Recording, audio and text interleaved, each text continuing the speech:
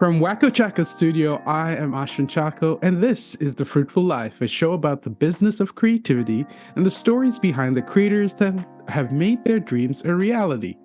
Hey, folks, welcome to The Fruitful Life, the amazing Michael Emberly. Hi, Michael. Hey, how are you? So, Michael, please, for our guest, introduce yourself. Tell us who you are. I'm a children's book illustrator.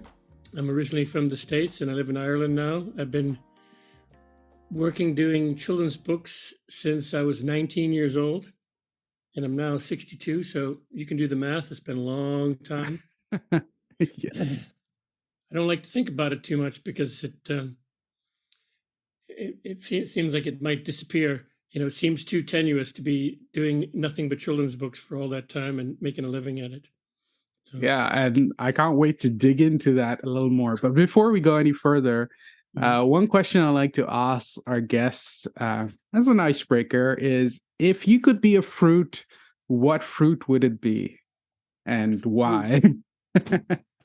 A fruit. Let's see. How about a tomato? Which is Okay. technically a fruit. It's going Maybe savory. because I just love tomatoes. Yeah, Not that's really cool. Italian food, so and they get confused for something else. How about that? Sounds more clever. That works. Uh, Always being confused for a vegetable, mm. which could actually be a little too apt. So, tell me a little bit about your own journey. What was it like growing up as a kid, being the son of a famous illustrator, children's book author? Well, when you're a kid, you don't think about those things, and he Yeah. wasn't, that famous. I mean, children's books is not exactly Hollywood. So he would have been well known, in the world of librarians and teachers and some booksellers. But I wouldn't have thought about it too much. I mean, in fact, it's normal. So I would have grown up finding it unusual that parents went out of the house to work because he always worked in the house somewhere upstairs or downstairs or somewhere else. So everybody was always at home all the time. So that was my normal. So really, it just was normal. I mean, and a lot of people would ask, did you learn how to draw from your father or from your parents? My mother was also very creative, but I would like to say that he was very proactive about trying to get us to do drawing things. But the family is just my sister and I. What I would usually say is that we learned how to draw in spite of what they tried to do to teach us how to draw. I mean, it's not necessarily a good thing to be having your kids trying to teach your kids how to do things, especially when they haven't asked. I mean, it was just a normal thing. I mean, it wasn't something that I ever aspired to do. Yeah. It was just normal, like a cobbler kid starting to make shoes, I suppose. It had a normality to it. And I know a lot, there's kind of two ways that people who become good at something follow. It seems like they follow either this path of resistance where their family and everybody's against them and they rise above this resistance and they fight and they become this thing that they always wanted to be. And then there's the ones that are completely nurtured and they're brilliant giants of the world of arts and creativity that were completely nurtured their whole life and had no resistance whatsoever. But in my case, it was kind of, I think, having somebody in the family or having the whole family be creative, it took away some of the magic, and not in a bad way. And that some people have this thing about creative people that think, oh, how do you do this? Writers, artists, you have this talent, you're born with this talent. Whereas I grew up with it being something that seemed like it was possible, that you needed to work, that anybody could do creative things if you put your mind to it, if you were interested in it, that I saw someone doing it every day and working. So it didn't have that aura of, there was sparks coming out of your fingers and that you were born with a little fairy, hit you on the head with their wand when you were a baby or something. And I have met people who have become artists who still have that kind of thing in their heads. Like, I want to be an artist, Right. an artist or a writer, which is like this thing. They wear it Yeah. like a badge, like a coat. I've got my artist coat on, and I've got my artist hat. And, there was a time when it was a beret, and then there was a time when it was a certain haircut, and there's a time when there's certain glasses, I wanted to be this thing. Whereas for whatever reason, good or bad, I don't carry this thing about being an artist. I just think of myself as being me. Yes. And I've never tried to be an artist. The stuff that I do is what I did for a living, and I do enjoy it, and I do like being expressive and creative, but I'm not worried about somebody seeing me as an artist. Or I, I found in talking to other people that that's somewhat unusual for me to Mm. be so blasé about it, and so um, simply something that I do. I don't always enjoy it. Yeah. Um, it's work. So in my spare time, I don't draw pictures for fun. I have other things to do, there's a little bit of balance, you know. Yeah. I don't want to draw pictures every second of my life. I'm not obsessed like some artists and creative people. Nothing wrong with it. That's just not me. Cycling was my other thing, and that's Mm. used it's a little bit less right at the moment, but that took over a huge part of my life, and I did a lot of racing. And so, half of the day I'd be sitting at a desk alone in a room, with a blank piece of paper drawing funny little characters. And then later that day, I might be screaming down a mountain with about 10 other people, and then sprinting and risking my life and doing other ridiculous things, even into my old age. So there's quite a difference in, that's been my balance since I was like a teenager, which is really when I started doing professional work. I didn't do that on purpose either. I just always liked bikes, but I wasn't able to get paid for it. I usually joke with people I have two jobs, one that I get paid, one that I get paid for, and one that I have to pay for. Yes, cycling is an expensive hobby. Not as I expensive as yacht racing or Yeah, I something else. suppose. I suppose it depends how far down the rabbit hole you go and how much you want to spend on. I know people that are into printmaking, okay, Yeah. and that ain't cheap. Oh, If you yeah, want yeah, to buy that's true. yourself a proper huge press with a giant, you Oh, yeah. literally have to buy a whole studio and or something. So the arts can be very expensive. And a lot of artists never make a profit. You can end up Mm. spending more money unless you get a grant. It can cost far more to produce the work than it ever would to be able to sell it.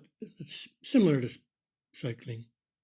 I think you made that important point there about, creatives or creativity being a natural part of who we are.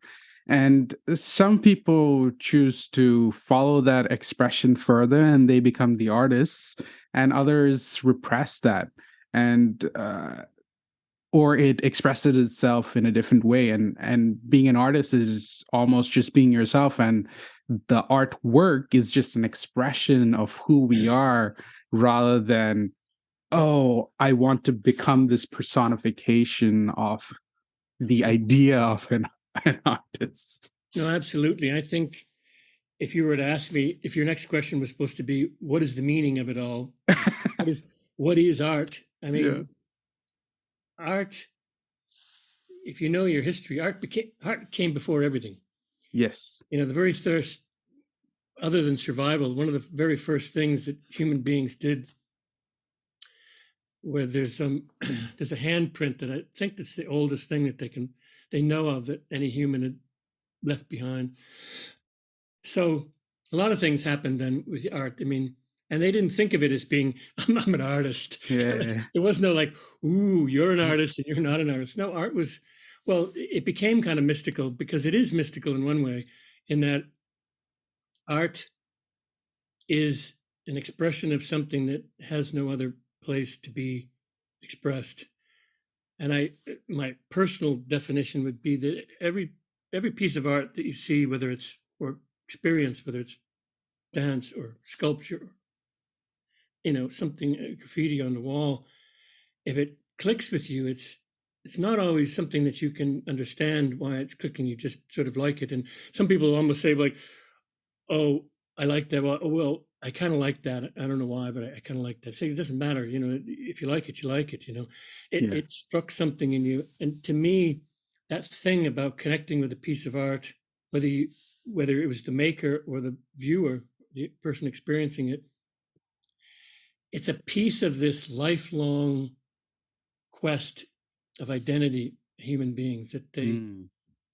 religion is part of that game that we played about trying to define the undefinable. But art is the same thing to me as religion is trying to tap into something that we have no explanation for. And every time we create a piece of art that connects, it's another little piece of that puzzle that falls into place like clink. Now it doesn't finish the picture. Yeah. It's a piece of the puzzle, but it makes sense to us. And somehow that little piece of the puzzle, we're that much closer to understanding everything. Yeah. But everything really to humans is us, Yeah. me. Not only us, but me in particular. Like that's our Yeah. number one focus, me. You know, who am I? Yeah. And so, yeah, I think art really is about trying to understand ourselves first, Mm. but people in general. Yeah. And when it connects, it's another little piece. You get a little bit closer every time, a little bit closer. The more art more involved you are with art, the more that is. And I think it happens both in doing it and being involved with somebody else's creation because, and it's really a shame that people don't do it more universally, like you said, that Mm. it my father, who did a lot of talking in schools, and I did too, but I remember his quotes more than my own quotes. But he would say that that if you below a certain age in a class, you're going to say, "Okay, how Yeah. many artists are in here? Yeah. You all put their hands up. Everybody. How many singers are there? You all Yeah. put their hands up. Yeah. How many people tell jokes? All put their hands up." And then at a certain point, my first, second, third grade, you ask the same question, and like less hands go up, less hands up. By the time you get to high school, like nobody puts their hand up. Maybe Yeah. the one artist, the one who's called the artist, the one who wears black and sits in the corner and has their hair cut off and shaved on the side and everything, they put their hand up, sort of. But they're all artists. It's just it gets beaten out of us. Yes. Yeah. I agree with you that it's innate, and it Yeah. doesn't. Also, this thing that everything has to be good, that it has to fit a certain standard, and that's what's really so intimidating to people. Is Mm. well, I have no talent. I can't draw a straight line. People say to me all the time, "Say, who cares if you can Yeah. draw a straight line?"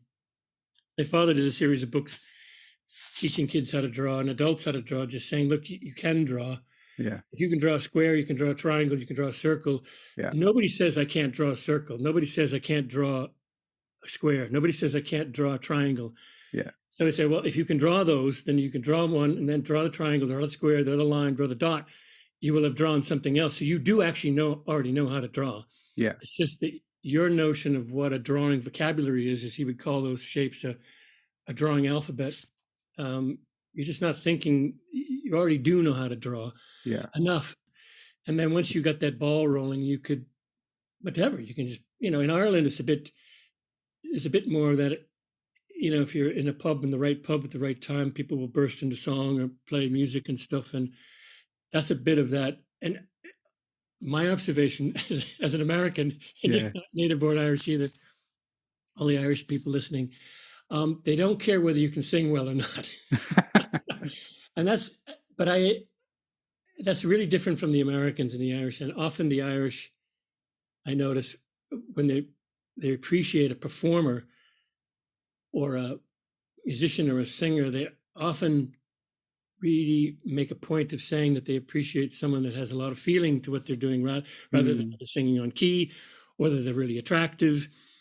They tend to really like something that's truly expressive, including the kind of singing that you do, Irish singing in a pub, traditional singing. I mean, it's not necessarily perfect pitch singing, but it's really about the song and about the moment and that's terrific that that doesn't even happen that often. It's not as often as it should. That people should be allowed to just like, hey, just start singing in the middle of the room. Why not? I think that's fantastic. It should be done more often. Why not? Yeah.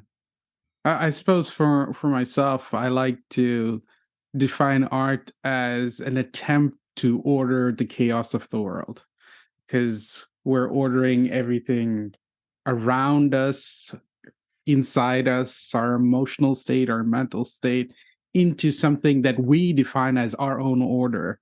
And that's then expressed through whatever medium we choose to express it, whether it's verbal through poetry, or visual through paintings or art, Mhm. or Yep. a mix of both, which is children's books. um, but continuing down this, I would love to dig into your own history of working within children's books. You said your first book was when you were 19. Um, how did that come about? What was then the process for you to then actually delve into this world? Um, it was my father's world, and so when I was at the house, being a useless teenager, I mean, we used to do work, small work jobs for my father, and one of the books that my father was doing, called the Big Green Drawing Book, was full of things to draw that were green.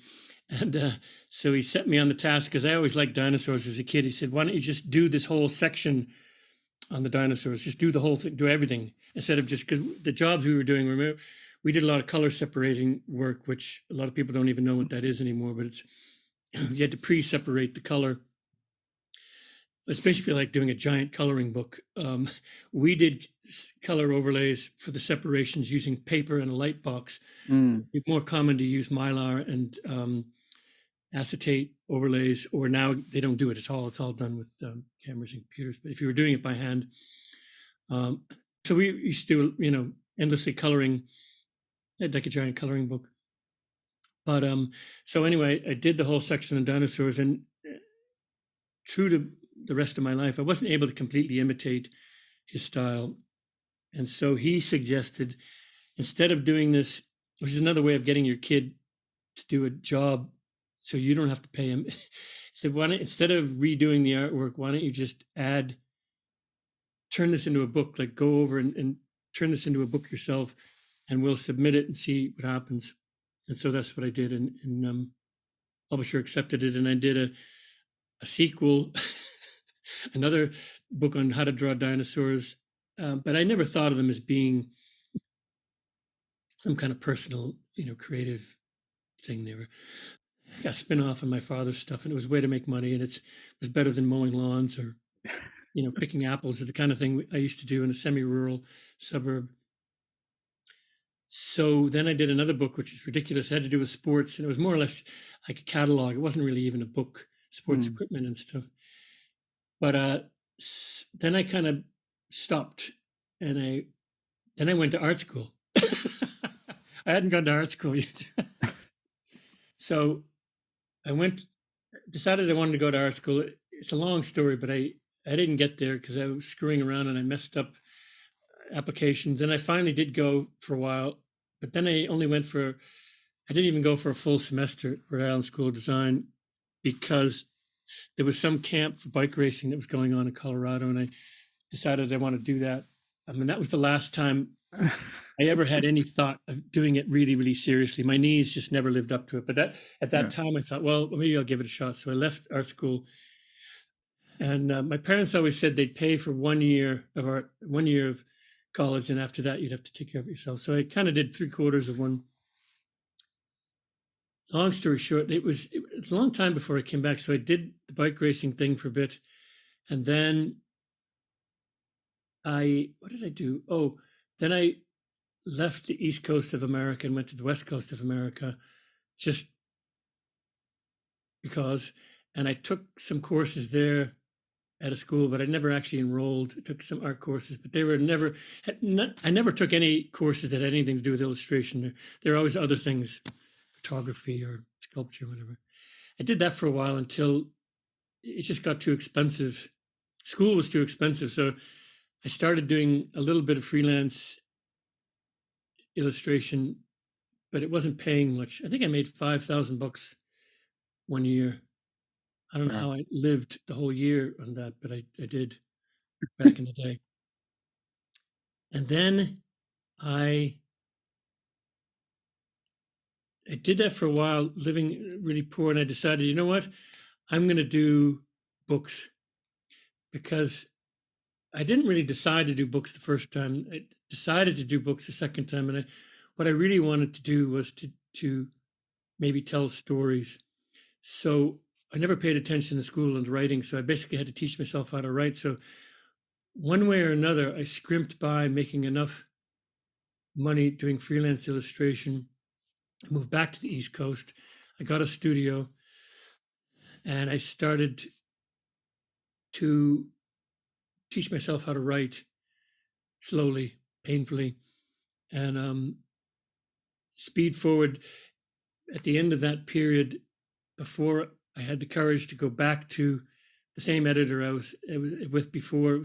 So the first book was published in 1980, so I did it in 1979, and then the next one was but the next book that was published was 1990, so it's like 10 years gap. Uh, but I really wanted to tell stories and be more involved in what I did. And so I ended up taking 5 book dummies to the editor, and they ended up buying 3 out of the 5. So that started me. And the first one I did, which I considered the first book that I did, was called Ruby. And it it was the first book that I did that was connected with things that are really important to me in the world. And one thing that was really, it's always been important to me is in stories or in life and stuff thing is lying or dishonesty. So I kind of focused on that, and I was writing this story about animals and about lying, and it was called Lorelei. And I'm writing this thing, and I'm getting it up, and I'm being funny. I'm thinking I'm being witty. I have a lot of people in the children's book world that I would have admired, like William Steig is an example of somebody that I would have really admired at the time. And I realized I was writing Little Red Riding Hood. So then I had a choice. I could stop completely and say, this is stupid. You're just writing Little Red Riding Hood. Or I could go the other direction and say, oh, I'm doing an homage to Little Red Riding Hood. So I went in that direction. And really, and I was doing a lot of research at the time too, reading like a madman, the whole history of storytelling and how storytelling comes back to the beginning of time and how there's only so many really real stories anyway. And that the whole notion that you're going to completely write a new story is real hubris. I mean, Yeah. so I just thought, you know what, why pretend I'm going to write some new story? Why not just say, yeah, I'm rewriting Little Red Riding Hood. I'm like, why not? So it wasn't really like Little Red Riding Hood, but close enough. It released me to do a story about lying, which Little Red Riding Hood is about. I mean, the wolf is a serious liar. The only twist I did in the story was she meets the little mouse character called Ruby. Ruby, red. Ruby's a Red Riding Hood, Ruby. She meets 2 liars. The first one is a really nasty reptile who is obviously bad, but he's not a liar. Like there's no deceit in this character. He's just out there like, wah, nah, you know. And then she meets this very well dressed cat, who's very slick and completely trying to trick her into everything. And that's how that was. So that was the first book I did where I liked diving into things that are always been in my head, tapping into ideas and things that you think about, things that have always meant something to you, things that have affected you emotionally throughout your life, and the whole idea of honesty and who's telling the truth and who's not, and just the basic idea that people are often very polite and nice are much worse than people that are nasty, but you know where they're coming from. They're Yeah. not hiding anything. You know what I Yeah. mean? They're right out there. I can handle people like that better. Even if they're really nasty. It's like I know where they're coming from. Like this, they're not pretending. So that was the first of that, and then I did a kind of a sequel to that. I fumbled around, and I wasn't really. I got a bit lost. I did another book that I really liked called Welcome Back, Son, and that's really about depression. but again, it was always a thing. I was doing a ton of reading at the time and trying to provoke myself into thinking about all the stuff that I I've always been interested in, about the light and the dark and Mm. seasons. And uh, so it's about, uh, seasonal um, um, ritual, welcoming back the spring. I mean, it's very appropriate this time of year. You're welcoming back the sun after a lot of darkness. And did various different techniques. And then I kind of fumbled around a bit, and I was floundering, I wasn't really tapping into anything. And then I met a woman at a book signing who wanted to do, she came up to me with a completely off the wall suggestion and said, uh, I know you can do these cute little mice and stuff, but somebody asked me to do a book on HIV and AIDS for kids. Are you interested? And I went, no. I mean, well, tell me more. Like, what does that got to do with me? Yeah. She talked a bit more and she said, I rejected this guy. And what I'd really like to do, she said, is do a book that's, I don't think that we can do, this was at the time when AIDS was at its height.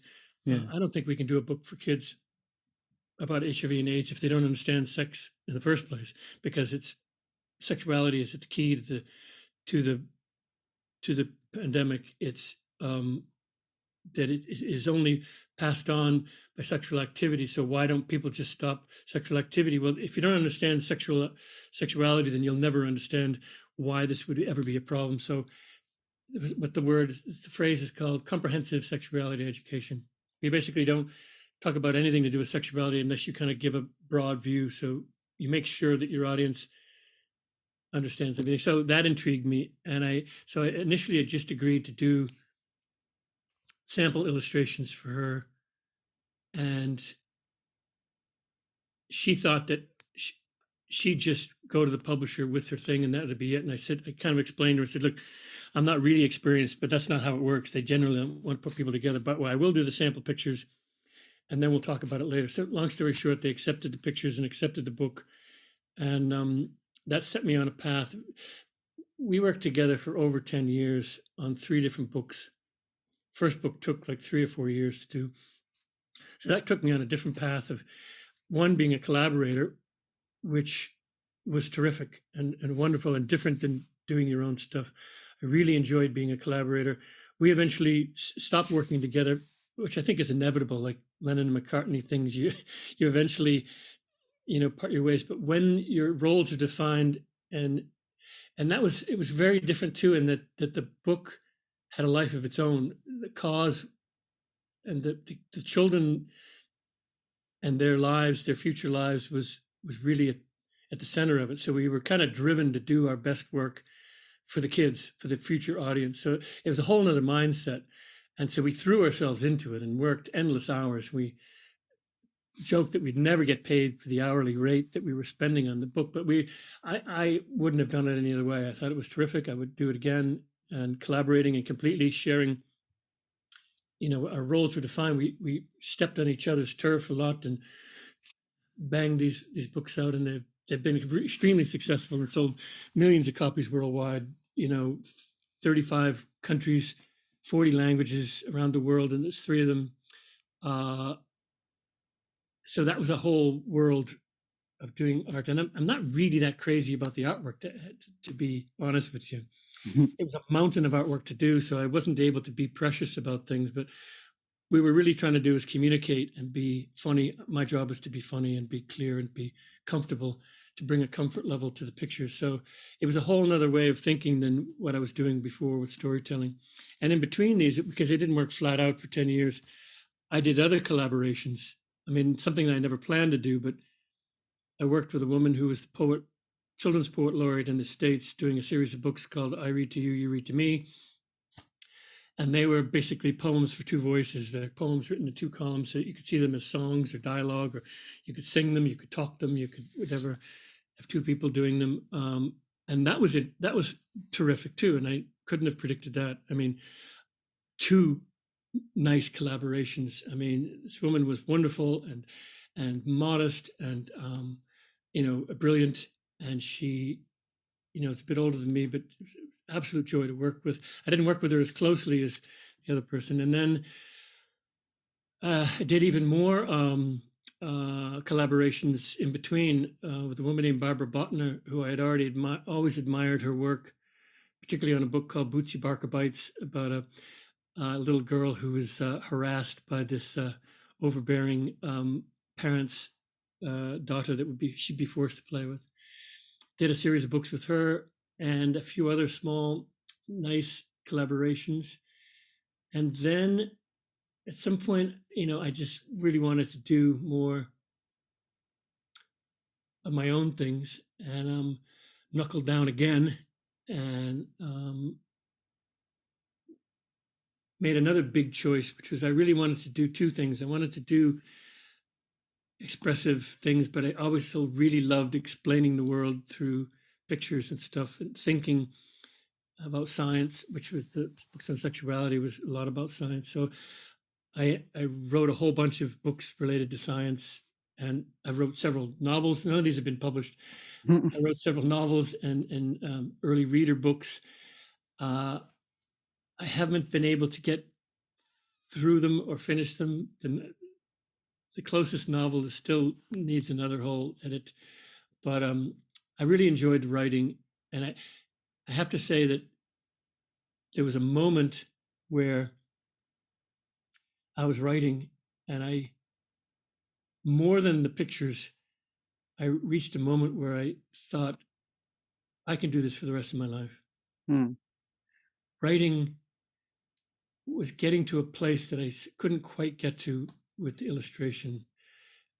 And it turned out what I was really interested in is, and funny that because I'm so interested in nonfiction and science and history and various other things, as well as the being funny, is about emotion. That it all boils down to emotion for me. yeah, The stuff that I really like, films, art, etc., is emotional, yeah, like strong emotion. Could be sad. I like sad. I like happy. I like angry. I like horrible. I like ecstatic. I like strong emotion, and I appreciate how it can be expressed. And so I would aspire to that. And I like writing. And the novel is animals, but it's really a love story. And a turtle that falls for this bad tempered parrot that gets blown off course. And classic sort of coming of age thing, but love stories have always appealed to me. So I couldn't mm, do that. So it's a little bit limiting in young children's books. So yeah, the idea of writing and exploring relationships and, love and hate and those things that I realized that being able to write the words along with it would be, again, something I'd be happy to do forever. Um, a little bit in my spare time, but again, I still don't do anything creative in my spare time because there's only so much time left in your day, and if you're doing all this stuff here, like I need to contrast it with something. It could be going to the pub, it could be cycling through the mountains, yeah, it could be just having a conversation with a friend, but I'm not going to really. And if I do it even on a day off, I'm still thinking work. I'm still thinking this is about practice. It's about about being the life of an artist. It's still work for me. yeah. But so it takes me up to today, and I'm still doing it strangely. Mm. Uh, But I'm curious, through that time of exploration, you had made enough from those previous books that it was able to sustain you, or were you doing freelance work on the side, it all illustrating, trickled or through. The way trade book publishing works is you're paid a percentage per book, and generally the contract will have an advance, and the advance is described as an advance on royalties. So, yeah, for instance, you do a book about a squirrel, and you get an advance of €100, and you get paid. The contract says you're going to get paid €1 per book. Now, if you only sell 80 books, and that's all the books you ever sell, you get to keep the €100. So it ends up being like a cash contract. But say you were to sell 200 books, what happens is you get paid the €100, usually half when you sign and half when you finish the artwork. Now they try to do it in thirds. You know, one third when you sign it, one Yeah. third when you finish the sketches, and one third when you finish the final art. And then you won't get paid any more until you sell 100 books. So the 101st book goes on your royalty statement, Yeah. and they do their accounting every 6 months. And then their accounting is for the 6 months previous. Yeah. So basically, if you sold, say, those 100 books and then you sell that one, about 1 year later, you'll get that extra euro. But if you keep selling books, say the squirrel book takes off and everybody's really into squirrels, and your squirrel is, I guess, that's it, the squirrels everywhere, and you sell 100 million, then it'll trickle. But usually with children's books, it's not spiky. But adult books, it tends to spike and then drop. Children's books tend to go, they're kind of a slow burn. Mm. And I just won an award for a little book that I didn't get paid much money for. But, sometimes a book gets noticed, and it takes a long time for it to get noticed. And then when it gets noticed, you can sort of see a little bit of an uptick. So your income from a book can kind of be all over the place. It generally goes down, but sometimes it goes up for a bit and then down, depending on going on. So the key is, if you do a lot of books, you have a lot of advances, you're sort of jumping from one to the other, and then you have a lot of these little trickling income streams, these Yeah. little trickling things, and you can just about make it. You do have to do other stuff, but I also lived really lean, Yeah. really lean. And for a while, when I was doing your expiration, as you call it, or thrashing, I I was squatting in my studio for great lengths of time, which is illegal in the States. You're not supposed to be living in commercial property, but I did that. That was one way. You live cheap, Yeah. you don't eat much, or you look pathetic, and your friends that have regular jobs will pay for a night, pay for your drinks. You kind of, I don't like to think about it. It's too frightening. When I've been at those places, I can never say that I've been poor, because I'm white, middle class American, blah, blah, blah. There'd always be someone that would put me up. So, but I've been poor and I haven't asked for money. So I kind of know what it's like. I mean, I'll never know the real fear of not having money, but I have lived, some lean times. I don't know how I did it. I just did it. You just do it. You don't You have a figure out a choice. You way. just have to I could work have for got. it. I did get a job for a while. My only job in the work in my whole life, but it was doing sort of artwork. I lied my way into a job doing computer graphics. I had fooled around on a little piece of hardware briefly when I was living in California. Came back to Boston, and there was a job that came up, and I basically lied my way into it. And at that time, computer graphics was really young, and so people didn't really know. You could kind of BS your way, and I did. And the art director liked me, and so we worked. We were basically doing video graphics for a company that taught oil exploration technicians how to change jobs. It's a funny way of putting it, but it was very high end, having to do with geophysics and things that people who look for oil, the very high end science of engineers that look for oil around the world. No, so we barely understood what we were explaining, but we created sort of animated graphics of, sound waves going up and down, things like that. And I did that for about a year until I decided. It's funny at the time. I'm not bragging, but for some reason it was just natural for me, and I know it was natural for me because there was a whole group of arty people around my same age. We all became friends. Who was working in the art department, and only me and this other woman, really had an aptitude for the computer, and everybody wanted to do it because it was a new thing. Computer graphics, we're going to do it, and they were all slow. They just couldn't go quick enough. And for some reason, and I don't take credit for it, it must be how my brain was wired and how my friend there, Bethany's brain was wired. We were just able to do it. You translated, I need to do, this is the image I need. We just translated it in all the instructions, move this here. That's like you do today with any of your less intuitive. I've never used the program Illustrator because I dabbled in it and it just I didn't find it intuitive at all. And back then, there was nothing intuitive about it. It was a series of commands. We were using DOS, which is like this really primitive thing. We had to create the graphics, just typing in instructions, move to the left, that's just paint line, draw a line, something, something. You had to be able to think in procedures. How do I get from A to B? There was like 16 steps. The more complicated your imagination got, the more steps you had to put in.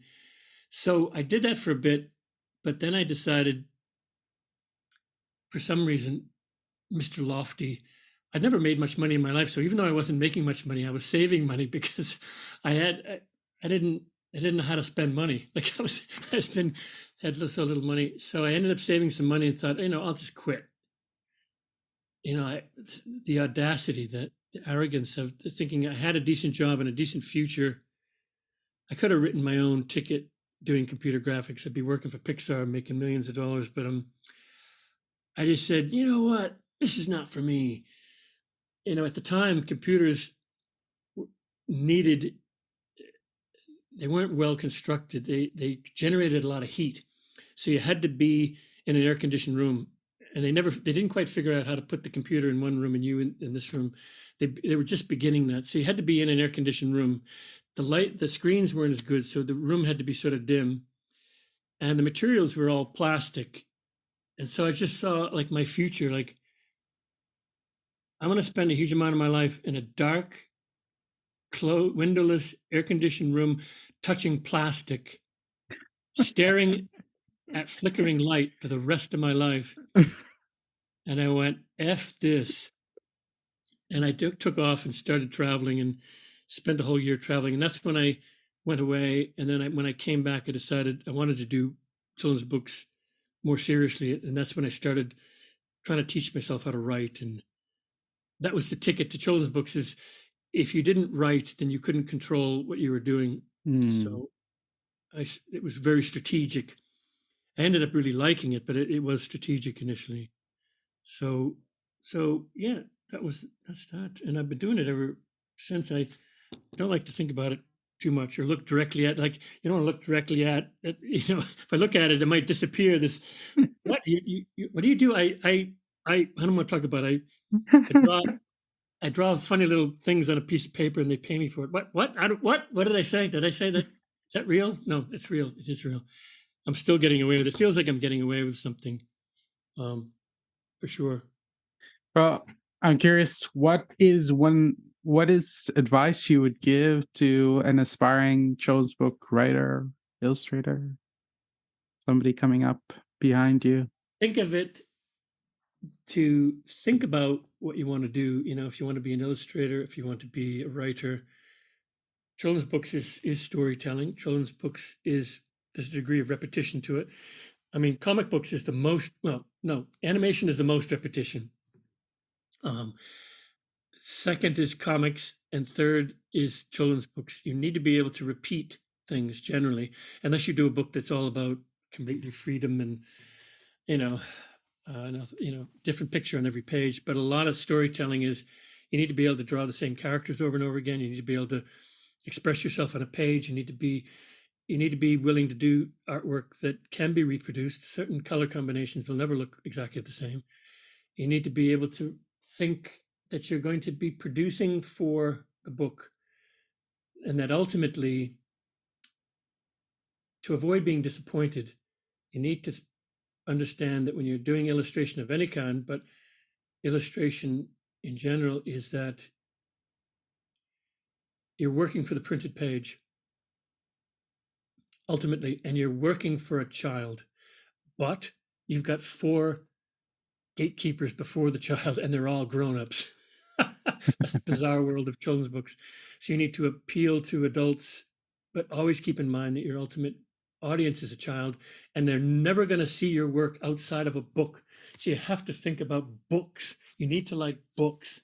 Books have a tempo, they have an opening, they have a page turn, there's a pause.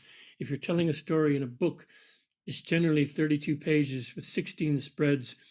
That's the most common thing. You need to be able to tell a story in 16 spreads, usually less, 12 spreads, 24 pictures.